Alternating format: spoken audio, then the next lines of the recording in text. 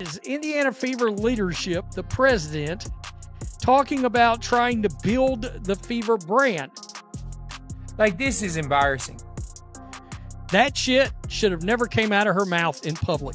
They want to use Caitlin Clark fan base to uplift their franchise as a whole. They don't mess up this Caitlin Clark situation, they will become the most valuable team in this country. The Indiana Fever immediately expressed regret for their treatment of Caitlin Clark. Fans now don't believe it for a moment. They believed they could minimize Caitlin's prominence and put her in the background. She is, however, the wave. The Fever are in full-blown panic mode now that reality has set in, frantically trying to clean up the disaster they made. But it is Indiana Fever leadership, the president, talking about trying to build the Fever brand. Some of the worst moves in modern sports history are being made by the Indiana Fever, and it's blowing up in their face right now. What began as a covert power struggle behind the scenes has descended into complete chaos. From the coaching staff to the front office, this team believed it could play chess with Caitlin Clark's career. However, the response is vicious, and the parts are now falling apart. The only organization that doesn't want to build around Caitlin Clark is the organization she's currently at. You have one opportunity, and her first initial is C and her second initial is C. You could replace Caitlin Clark with the second biggest star in the WNBA, which is Angel Reese. It all began when Kelly Koskoff, the president of the Fever, made the now famous comparison between Apple and the Indiana Fever. She stated that her goal is to create a powerful company like Apple Incorporated with a lasting legacy. And that one sentence gave fans all the information they required. You don't have any opportunity. You have one opportunity. And her first initial is C and her second initial is C. Enduring brand, like Apple or something. I mean, we have a real opportunity here. Basketball is not the main focus of the front office. They have no intention of winning. Their goal is to commercialize. Rather of earning the moment, they are attempting to seize it. Furthermore, it's not simply tone deaf when your best player is the reason why people even know your team exists. That is a suicidal idea. The value is as high as it is ever, and it's nothing to do with what you've done, Kelly. You literally you took over and the team got worse. They got worse. On the court, however, it is precisely what is taking place. Clark's leadership has been taken away from her. She is no longer the conduit for the offense. Even though it was working, the pick and roll with Aaliyah Boston was dismissed as if it had never been planned.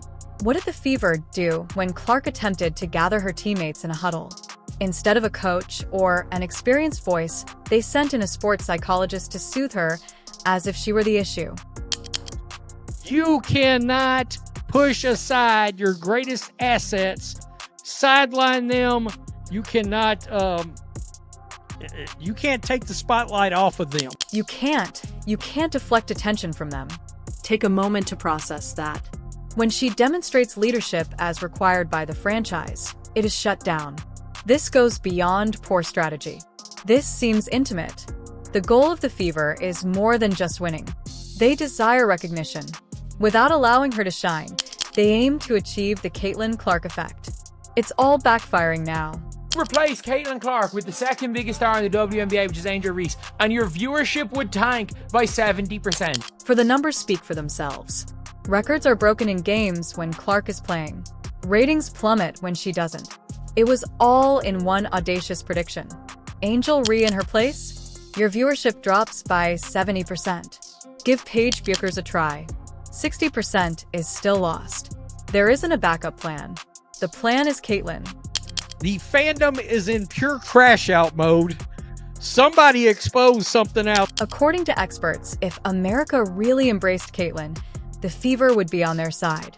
However, this franchise is attempting to impose her into a predetermined team concept that revolves around brand development and sharing the limelight. Dimming your brightest star is not how you establish a dynasty. You can follow her lead or watch as everything falls apart. This team could blow a massive opportunity. I said yesterday, I think Indiana is the best place for because it's a Midwest team.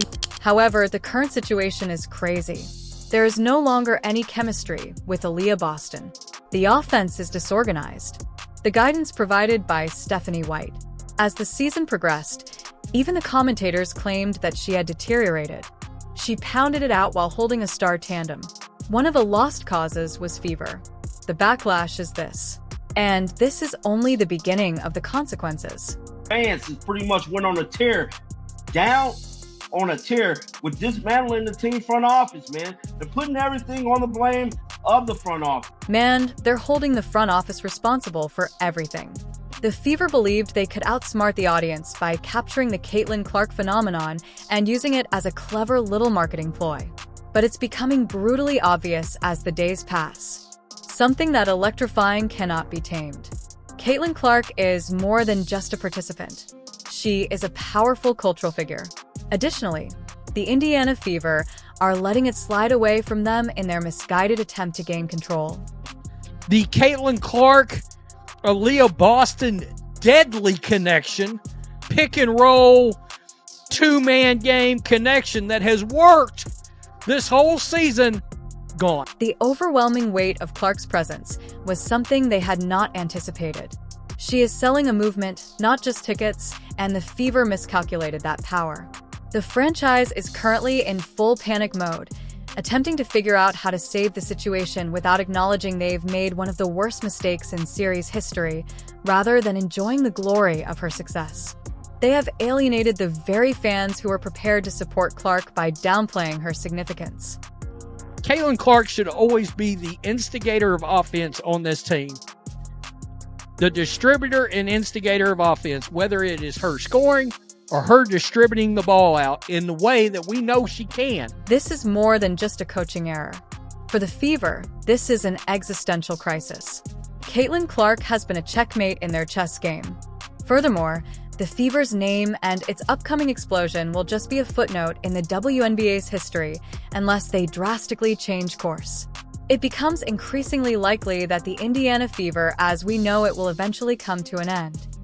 Every single good thing that has happened to your organization is because of number 22 from Iowa. Let's discuss what actually transpired on that court, though, because there was more to this than a hiccup or a misunderstanding.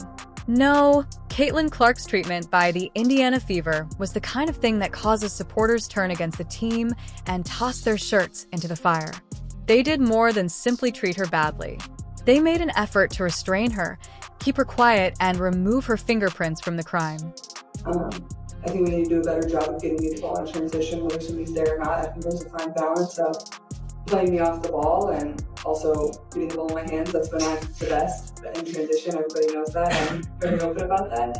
Point, you have to consider the possibility that the Indiana Fever are in on the plot to destroy Caitlin Clark. They began by using the oldest ploy in the playbook: remove the ball from her grasp. Literally. Known for coordinating entire offenses like a symphony and leading the country in assists at Iowa, Caitlin was unexpectedly removed as the offensive catalyst. She began to watch plays unfold without her presence in the corner of the ball due to the heat.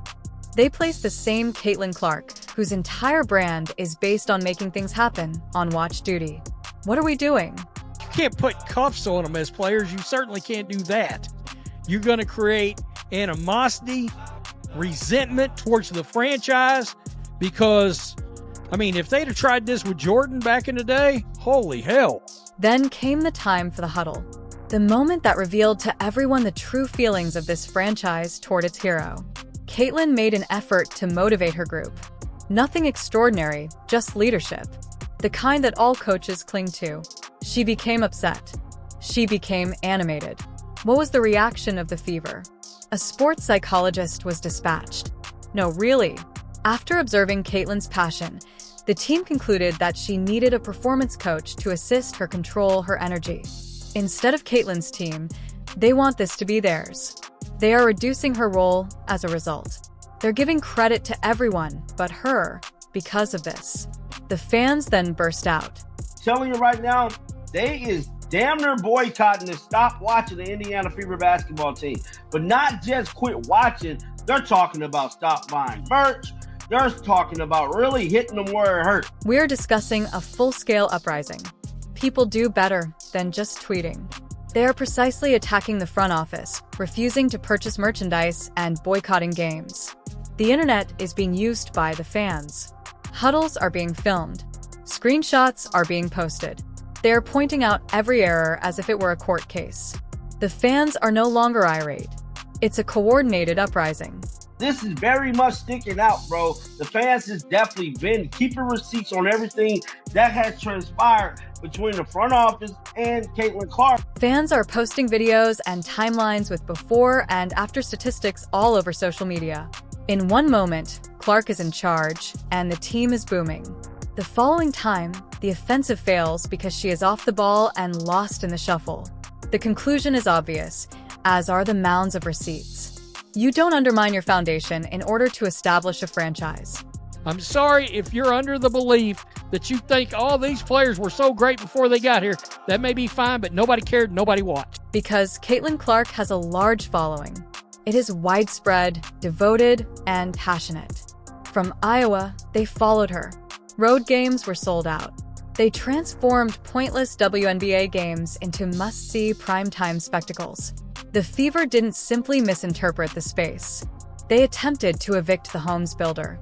One thing I can tell you is they're going to have a rude awakening very, very soon. The backlash has begun. The Fever are guilty of ignoring the most crucial rule in sports, treating the spectators like idiots, and attempting to silence their own star. Silencing greatness does not lead to success. By allowing it to lead, you succeed.